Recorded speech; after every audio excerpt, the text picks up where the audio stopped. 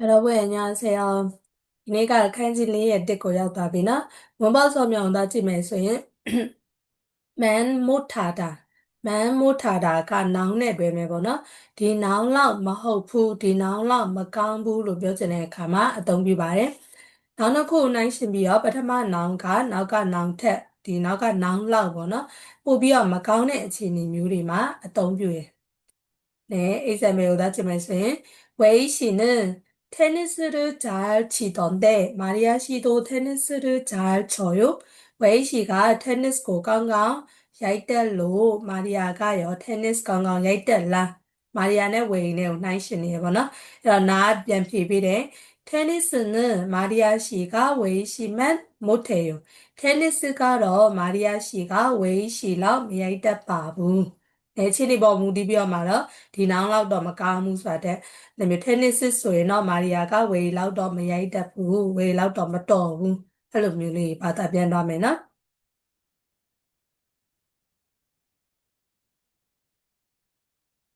နောက်တစ်ခုကလည်း새로 산 핸드폰 어때요? 어때 왜 걔래 핸드폰 별로래? 괜찮은데 SMB빔의 디자인가 옛날 핸드폰만 못해요. 그래서 애인 핸드폰랑 막가무 애인 핸드폰랑 너무လှ 짧게 별로야 보나? 어때 왜 걔래 핸드폰 별로래? 그래서 SMB로 비례 다음에 디자인으로 애인 폰랑 너무 မဟုတ်ပါဘူး နောက်တစ်ခုက 전자사전을 사려고 하는데 딜리에스 앱이다 웹올로니로 인터넷으로 사도 괜찮을까요? 인터넷 간이 왜요? 신비라울라. 직접 보고 고르는 것만 못하겠지만 꼬랑 찌비러 유일의 애야라도 마가운라우 뱀에 괜찮을 거예요. 신비멜로로 테마래 보나. 비지르쿠 왜 꼬랑 ကိုကြကိုယ်တိုင်ကြည့်ပြီးတော့ရွေးချယ်တာကအကောင်းဆုံးပဲပေါ့နော်အင်တာနက်ကနေဝယ်နော်အဲ့လိုကိုယ်တိုင်ကြည့်ပြီးတော့ရွေးတာတော့မဟုတ်တော့ပေမဲ့ဒါပေမဲ့လည်းစင်ပြေမယ်တော့ထင်ပါတယ်အဲ့လိုပုံစံမျိုးပေါ့နော်ပြီးရင်ခေါင်းကျုပ်ကီဆိုတာအချောက်ခံဆက်ခေါင်းကျုပ်ကီတို့အချောက်ခံဆက်နဲ့ပါလေတူမာလီနီကဒီအဝတ်တွေကိုအချောက်ခံလိုက်တော့ပေါ့နော်ဟုတ်တယ်ဘယ်လိုလဲဆိုတော့ 잘 마르지만 깡깡도 척뱀의 그래도 다뱀에래 해볕에 말리는 것만 못한 것 같아요. 디 내양지마 척하나라도 마강무로 테마데. 내야서 나랑 너무 허풀로 벼진 나만 못하다 소리 그래마오 어떤 비면은 나도 안 되시네. နင်းတဲ့ရှင်နဲ့ကြတော့ action verb နဲ့အသုံးပြုတယ်ဒီ action verb လုပ်တဲ့အစားဒီ action verb လုပ်ရမယ့်အစားအဓိပ္ပာယ်နှစ်မျိုးရတယ်ပေါ့နော်တော့ပထမပြုလုပ်လိုက်တော့လှုပ်ရှားမှုနဲ့ပတ်သက်ပြီးတော့တံပြန်ဖြစ်ပေါ်လာတော့လှုပ်ရှားမှုကိုဖော်ပြတဲ့အခါမှာအသုံးပြုတယ်example တွေဖတ်တာတော့ပိုရှင်းတယ်ပေါ့နော်민선 씨가 편지 쓰는 것을 도와주는 대신에 미서아 네 싸이라고 민사일의 야호 꾸니 삐레 아싸 내가 점심을 사기로 했다가 내려서 외주고 로케래 다 두냐고 꾸니 베타로 꼬아 뜻한 비안 로비라 에리 아싸 တစ်ခုခုပြန်လုပ်ပေးတဲ့အရာမျိုးပါဆိုလဲ နွင်းတဲ့ရှင်နဲ့အသုံးပြုတယ်ဒီမှာဆိုပထမအရှင်မိစောကစာရေးတဲ့အရာကိုကုညီပေးလိုက်တယ်ကိုကိုကုညီပေးတယ်မိစောကဒီလိုကုညီပေးတာကြောင့်အဲ့ဒီအစားကိုကပြန်လုပ်ပေးတာနေလေစာဝယ်ကျွေးတာဝယ်ကျွေးဖို့လုပ်ခဲ့တယ်ဆိုပြီးတော့ဒီတယောက်ယောက်ကကိုဒီလိုလုပ်ပြီးလို့ကိုကအဲ့ဒီအစားတစ်ခုခုပြန်လုပ်ပေးတာ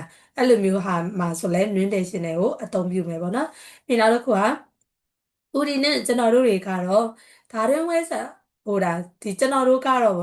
다른 회사보다 တခြားကုမ္ပဏီတွေထက် 일을 많이 하는 대신에အလုပ်တွေအများကြီးလုပ်တဲ့အစား 월급도 많이 받는다. 라사리래အများကြီးရတယ်. အဲ့ဒါပြောချင်တာက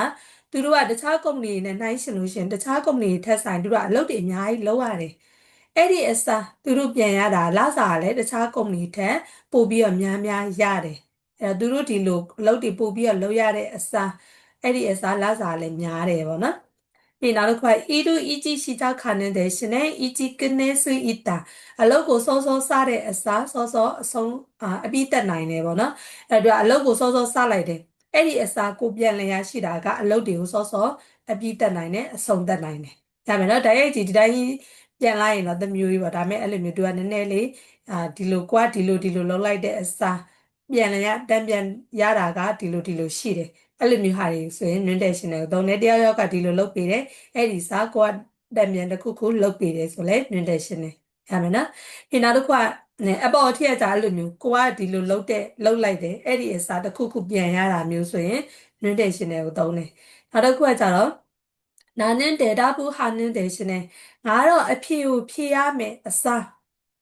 사무적으로 고개를 돌렸다. 베렌바우 받고 가운 레게래. 세마 미고 미니. 에마 세마 미라고 피하며 싸. 마 피베네. 베렌바우 받고 가운이 레비게래. 다자로 과 딜로 롤라이로 딜로 되면 야라 먹어보나. 그래서 과 딜로 세마 미니하고 피하마. 마 피베네. 에리 싸.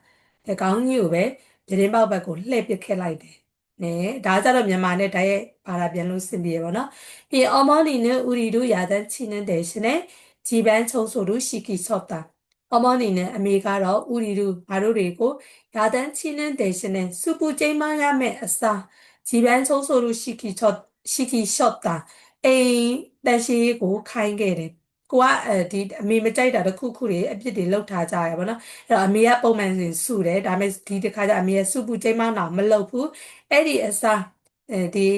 အိမ်တက်ရှိကိုပဲလုတ်ခိုင်းခဲ့လိုက်တယ်။နဲအဲ့လိုမျိုးတွေပြောချင်တဲ့အခါမှာလဲနင်းတယ်ရှင်နေပဲပြီးတခုခုကိုကဒီလိုလုတ်လိုက်တဲ့အဲ့ဒီအစားကိုပြန်လည်ရရှိတာမျိုးကိုပြောချင်လဲနင်းတယ်ရှင်နေပဲသုံးတယ်အဲ့တော့အတိတ်ပဲနှစ်ခုရတယ်ပေါ့နော်။နေရဆိုရင်စာအုပ်ကိုတော့ကြည့်ပါမယ်။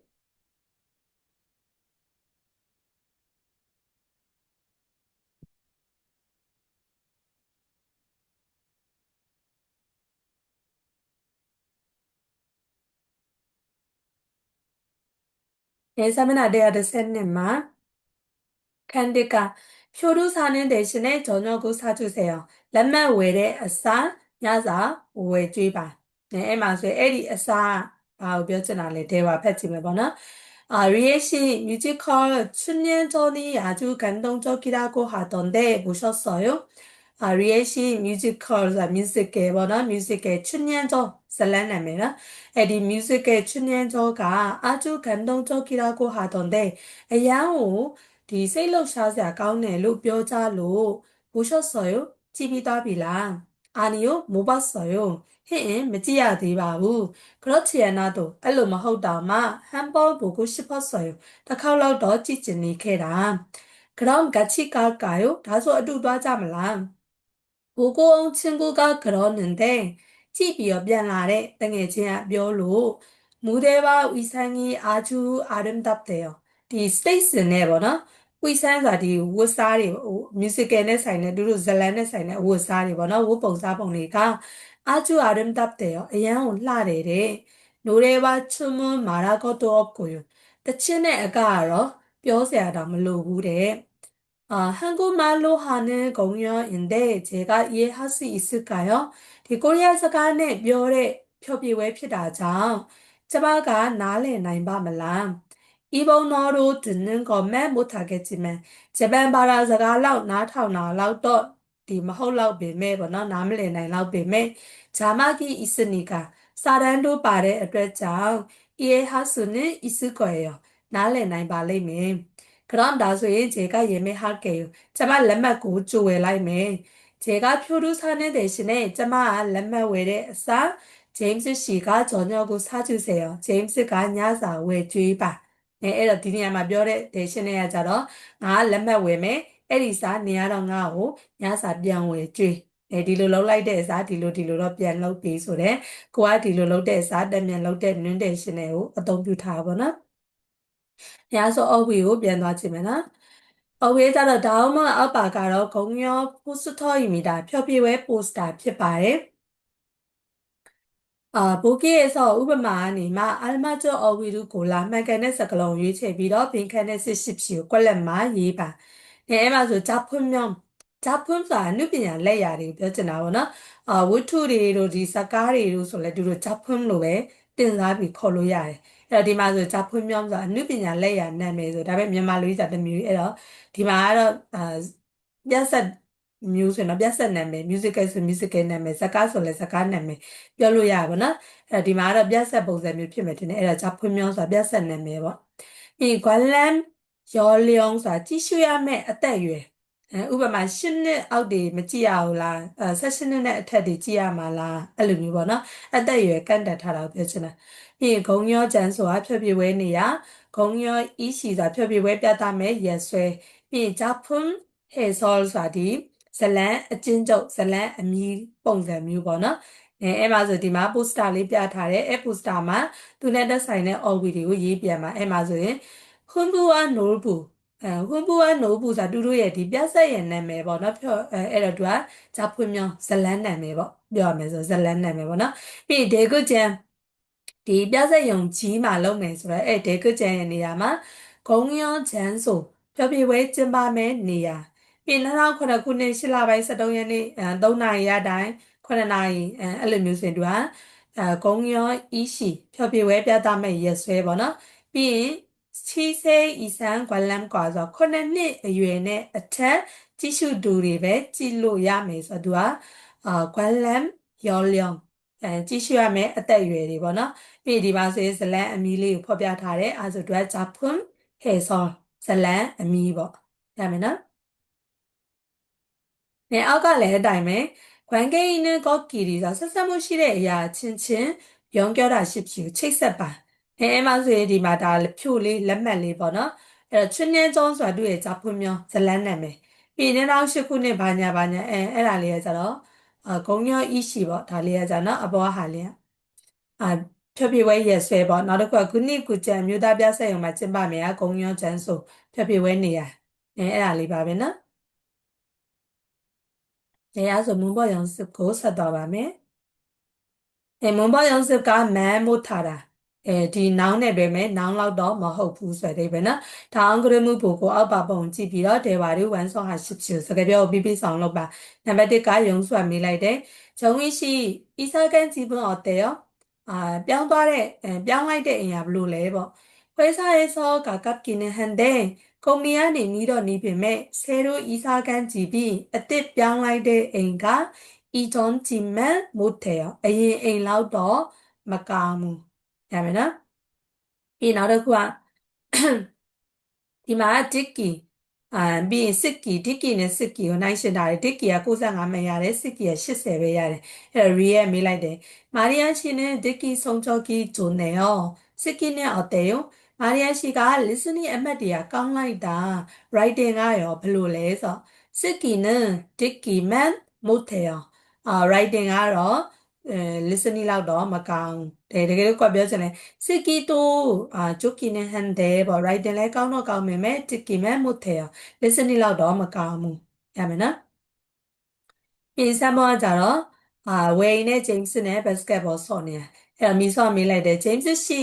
농구도 자주 하는 것 같은데 농구 잘해요? 제임스 버너 바스켓볼이 맞아 그나 서래 텐로 바스켓볼 가강 서래달라서 아니요 저는 웨이시만 못해요 해 저는 웨이시라고 너무 서대프 하면은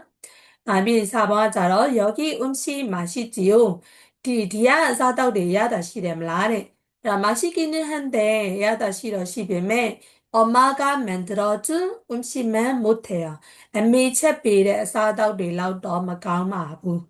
야매나? 네, 아서 나도 그 사다와매. 나도 그 는데တဲ့အစာရမယ့်အစာအဓိပ္ပာယ်နှမျိုးရှိရယ်ဒီမှာတော့တဲ့အစာကိုပဲအဓိကပြောတယ်မယ်နော်ကိုကဒီလိုလုပ်တဲ့အဲ့ဒီစာတစ်ခုခုပြန်လည်ရရှိတယ်အဲ့ဖြိုးရူးချေကိုဇာတ်ကိုဖြစ်ဆက်ပြီးတော့ဒါမှမဟုတ်ကချီစစ်ရှစ်ဖြီအောက်ပါလိုမျိုးရေးပါအဲ့မှာဆိုနေကဒါတင်စာတမ်းမှုဝီဟဲဟာနေဤငါကတခြားလူအတွက်လုပ်တဲ့အလုပ်အဲ့တော့ပထမကနံပါတ်1ကဒုံဆန်းစုကျဲတူဒွားကျော်တာမောင်လေးရဲ့အိမ်စာတွေကိုကူညီပေးခဲ့တယ်ဒါကိုကတခြားလူအတွက်လုပ်ပေးတဲ့အလုပ်ကမောင်လေးရဲ့အိမ်စာကိုကူညီပေးခဲ့တယ်ပြီးကုစာရမီအဲ့လူကနာရဲခဲ့ဟဲချူနေဤငါ့ကိုလုပ်ပေးတဲ့အလုပ်က동생이내게아이스크림을사주기로했다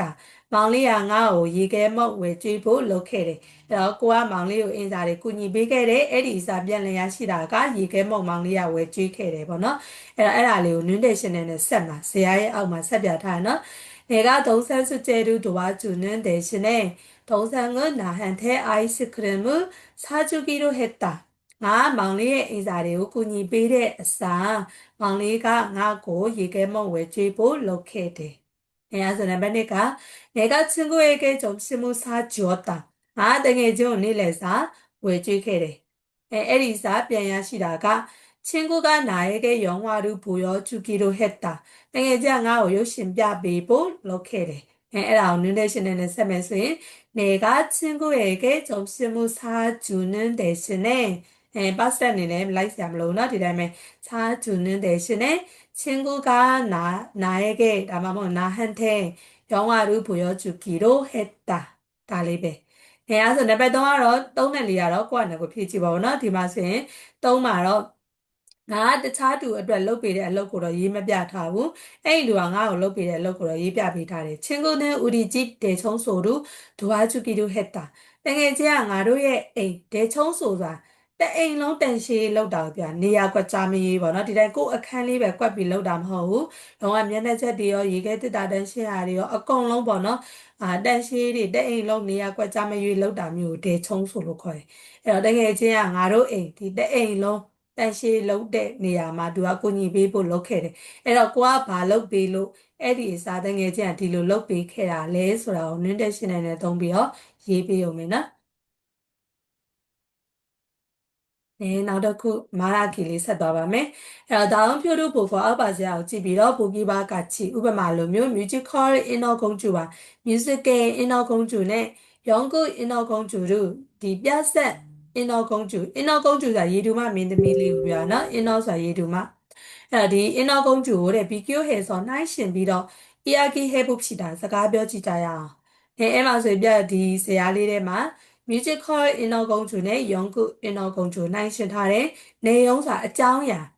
뮤지컬 인어공주의 အကြောင်းအရာ 원래서 나고 무라 뭐너 나고 무라 동화서 ပုံမြင်ကိုပြော အဲ့တော့ 원래 동화와 같아서 나고 ပုံမြင် 무인 ပုံမြင်နဲ့ အတူတူပဲ အကြောင်းအရာ မပြောင်းဘူးပေါ့နော် ပြီး 뼈사가ကြတော့ 원래 동화 내용과 비슷하지만 ဒီ 무인 ပုံမြင် အကြောင်းအရာနဲ့ 순두로 순두ပေမဲ့ 마지막에 နောက်ဆုံးမှာတော့ 인어공주가 예두마리가 사랑을 잃은다가 အချစ်ကို ရရှိသွားခဲ့တယ် အဲ့တော့ သူက နည်းနည်း ဇာတ်လမ်းက ပြောင်းထားတယ်ပေါ့နော် ပြီးနောက်တစ်ခု 특징사 ထူးခြားချက် 뮤지컬의 ထူးခြားချက်ကကြတော့ 화려한 의상과 무대에서 လုံးဝ ခမ်းနားလှပတဲ့ ဝတ်စားဆင်ယင်မှုတွေနဲ့ 스테이슨တွေကလည်း လုံးဝ ခမ်းနားလှပတယ် 노래 တခြင်းတွေပါတယ် 춤 အကတွေပါတယ် 의상 ဆိုတာလည်း လုံးဝ အဝတ်ပုံစားပုံတွေကလည်း တောက်ပြောင် ခမ်းနားနေတာမျိုး ပြောချင်တာပေါ့နော် ပြီးဒီတိုင်း ပြဿရဲ့ ထူးခြားချက်လေးကတော့ တိတ်မရှိဘူး သူက 아름다운 대사 သူတို့ရဲ့